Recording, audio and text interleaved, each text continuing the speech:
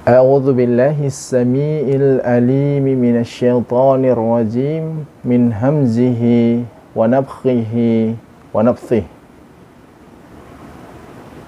Sabahul khair ikhwatal iman wa akhwati fillah, dimanapun teman-teman berada. Semoga Allah Subhanahu wa ta'ala selalu memberikan kebaikannya kepada kita di pagi hari ini, di pagi yang cerah ini, di mana pagi ini kita tak henti-hentinya terus mengucapkan syukur kepada Allah Subhanahu wa ta'ala, karena begitu banyak nikmat yang Allah berikan kepada kita, yang demi Allah apabila kita menghitungnya, maka sampai hari kiamat pun kita tidak pernah bisa menghitung nikmat, karunia, kasih sayang yang Allah Tabaraka wa ta'ala berikan kepada kita. Teman-teman sekalian, pagi hari ini ana ingin sharing dengan tema manfaat doa dan zikir. Sebenarnya ada banyak manfaat doa dan zikir, ya, lebih daripada 100 kalimat. Namun pada kesempatan pagi hari ini, atas izin Allah Subhanahu wa ta'ala, saya ingin menyampaikan 32 manfaat yang apabila kita melakukan doa dan zikir ini, maka biidznillahi ta'ala manfaat ini akan kita dapatkan.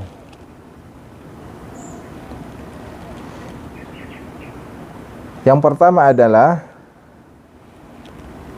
ketika kita mengistiqomahkan doa dan zikir kepada Allah Subhanahu wa ta'ala, maka akan mendatangkan keridhaan Allah Tabaraka wa ta'ala, zat yang mana semua makhluk akan dikembalikan kepadanya.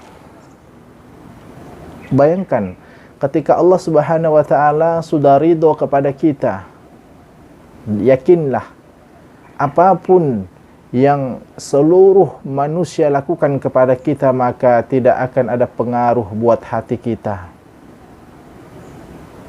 dan tidak ada kekecewaan yang kita alami, baik itu berbentuk duka maupun berbentuk cibiran ataupun makian dari manusia, siapapun mereka, terhadap kita. Dan itu tidak akan berpengaruh buat kehidupan kita. Karena apa? Karena ridhonya Allah Subhanahu wa ta'ala sudah kita dapatkan. Masya Allah. Kemudian yang kedua, mengusir syaitan laknatullah alaih dan menundukkan mereka serta mengenyahkan mereka. Artinya mengusir syaitan. Orang-orang yang senantiasa ikhlas beribadah kepada Allah, berzikir kepada Allah, mengingat Allah dalam setiap aktivitasnya, dalam setiap pekerjaan yang dia lakukan, yakinlah bahwa syaitan laknatullah alaih akan tunduk kepadanya. Dan kaedahnya adalah apabila kita tunduk dan patuh kepada Allah, maka yakinlah kita tidak akan pernah takut menghadapi seluruh manusia di muka bumi ini. Kita tidak akan pernah takut apapun kondisi, situasi yang Allah Tabaraka wa ta'ala tetapkan kepada kita. Kemudian selanjutnya, yang ketiga, menghilangkan kesedihan hati dan juga kemuramannya. Artinya orang yang senantiasa berzikir kepada Allah, ya, mengingat hari akhir, ya, kemudian mengetahui bahwa hakikat dia diciptakan untuk beribadah kepada Allah, ya, benar-benar mengimani bahwa dunia ini hanyalah tempat persinggahan dan kita semua di sini adalah tamunya Allah. Yang sudah pasti, setiap tamu pasti akan kembali ke tempatnya masing-masing. Dan semoga Allah Subhanahu wa taala memberikan kita sebaik-baiknya tempat di akhirat, yaitu masuk ke dalam surganya Allah Tabaraka wa taala. Bismillah. Amin. Allahumma amin. Lalu yang keempat, mendatangkan kegembiraan serta ketentraman dalam jiwa. Tidak akan pernah bersedih hati, ya, setiap hamba apabila dia mengingat Allah. Allah dulu, Allah lagi, Allah terus, dan selalu Allah dalam setiap aktivitasnya. Mau makan ingat Allah, mau beraktivitas ingat Allah, mau safar ingat Allah, mau berkendara ingat Allah, mau tidur ingat Allah, bahkan mau buang hajat ingat kepada Allah Subhanahu wa taala. Karena apa? Karena ketika dia lupa kepada Allah, maka Allah pun akan lupa kepadanya. Bayangkan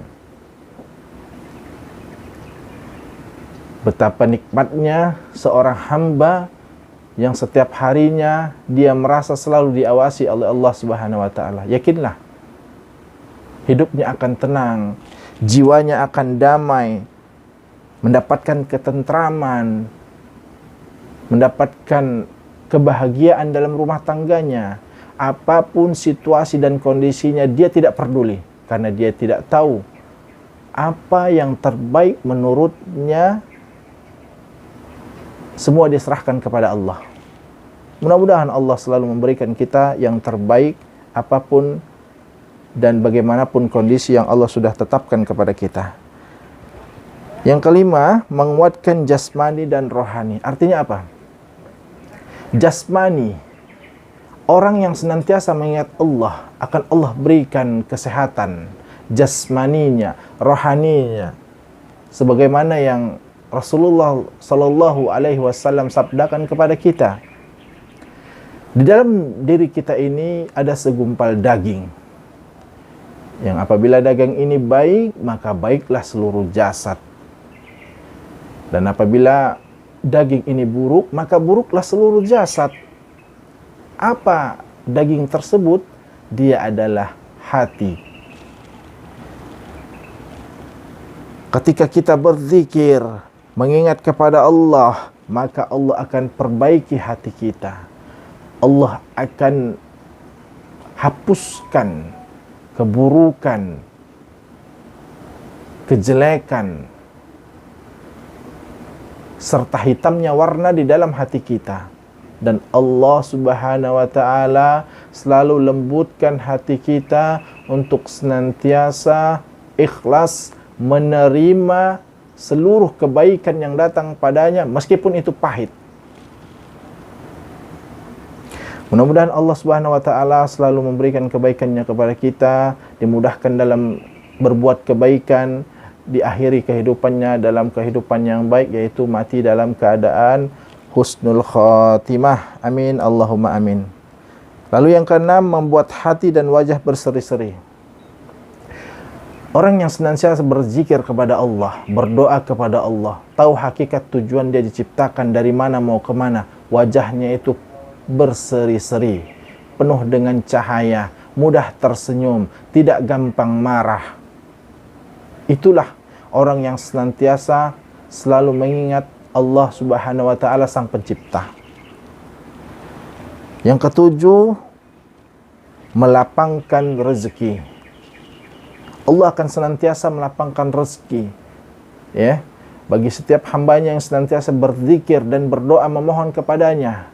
Dan mohonlah agar selalu diistiqomahkan dalam berdoa, karena doa itu sendiri adalah bernilai ibadah. Diterima atau tidak diterimanya doa, yakinlah Allah sudah siapkan pahala buat kita. Terkadang kita meminta doa untuk istiqomah ini saja sudah sangat luar biasa rezeki yang Allah berikan. Karena rezeki itu bukan hanya sekedar harta, kemudian barang-barang mewah, rumah megah, bukan sekedar itu. Terlalu kerdil kita sebagai manusia kalau hanya melihat rezeki sebatas harta, sebatas hal yang bersifatnya keduniawian. Ya, mudah-mudahan Allah Subhanahu wa taala selalu menjadikan kita manusia yang qanaah, yang juhud, yang tahu apa hakikat rezeki tersebut. Lalu yang kedelapan, menimbulkan rasa percaya diri dan menunjukkan karisma. Orang yang senantiasa berzikir kepada Allah, bahasanya tenang, tidak terburu-buru ketika mengambil keputusan, berwibawa, tertata kosakatanya, tidak mencaci, kemudian selalu senantiasa mengucapkan insya Allah, senantiasa mengucapkan alhamdulillah, kemudian setiap kata-katanya selalu penuh dengan hikmat, tidak menyakiti hati orang lain. Masya Allah. Mudah-mudahan Allah Subhanahu wa taala memudahkan kita untuk selalu berzikir dan berdoa kepadanya. Amin. Allahumma amin. Selanjutnya yang kesembilan, menumbuhkan cinta kepada Allah.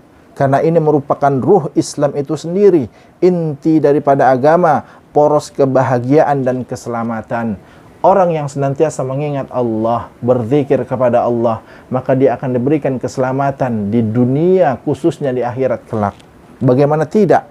Allah yang dimana setiap perjalanannya, rencananya selalu terus mengingat Allah Subhanahu wa taala, karena Allah Subhanahu wa taala sebaik-baik pembuat skenario. Kalaupun ada rencana yang dia inginkan ternyata tidak terpenuhi, yakin dia berhusnuzon kepada Allah. Pasti ada hikmah di balik semua kejadian ini. Teman-teman sekalian, kaum muslimin yang pada saat ini belum Allah Ta'ala berangkatkan haji, yakinlah bahwa satu lembar daun saja dari miliaran daun yang berada di muka bumi ini, Allah mengetahuinya itu jatuh ke muka bumi. Bagaimana mungkin Allah tidak mengetahui apapun yang dilakukan setiap hamba-hambanya? Allah Maha mengetahui segala isi hati. Yakinlah keputusan yang sudah kita dengar dari Kemenak, Yaqut Khalil, mudah-mudahan Allah Subhanahu wa taala selalu memberikan kepada kita hidayahnya, selalu memberikan kepada kita sifat yang selalu mengedepankan husnudzon. Dan pasti kalau itu sudah menjadi hak kita, pasti kita dapatkan di dunia ini. Kalaupun belum terrealisasikan, yakinlah, percayalah 100%, maka di akhirat nanti Allah Subhanahu wa taala akan menunaikan segala hak-hak kita yang belum kita dapatkan di dunia. Bi'idznillah ta'ala. Lalu yang ke-10, menumbuhkan perasaan selalu diawasi oleh Allah sehingga memasukkan seseorang hamba ke dalam ihsan.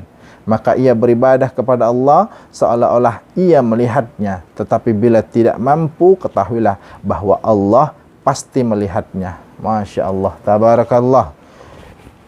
Yang ke-11, membuahkan ketundukan berupa kepasrahan diri kepada Allah dan niat kembali kepadanya. Selagi dia banyak bertaubat dengan menyebut asmanya, maka hatinya selalu ingat kepada Allah, sehingga Allah tabaraka wa ta'ala menjadi tempat ia mengadu serta tempat ia kembali baginya, juga sumber kebahagiaan dan kesenangan, tempat bergantung pada saat senang ataupun ketika mendapat bencana atau musibah.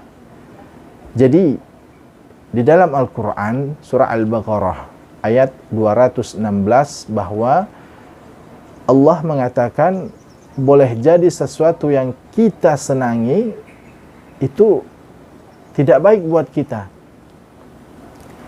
tetapi bisa jadi sesuatu yang kita tidak sukai justru itu yang terbaik buat kita, karena Allah lebih mengetahui. Kalau daun saja jatuh, Allah mengetahuinya. Bagaimana mungkin batalnya haji ini bukan dalam kuasa Allah? Pasti dalam kuasa Allah. Allah yang menggerakkan setiap hati-hati kita, yang membolak-balikkan seluruh hati setiap manusia. Yakinlah, ada kebaikan di dalamnya.